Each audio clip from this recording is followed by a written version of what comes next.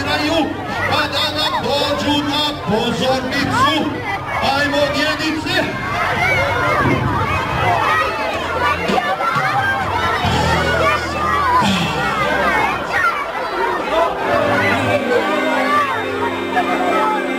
Tako, ja vas malo bolje vidim sada. To su naše djedice. To djedice. Evo neka nam naši djedovi dođu ovdje na pozornicu. Djedice, djedice, dođite nam vi. Moramo vas pitati što ste radili. Ajmo djedice.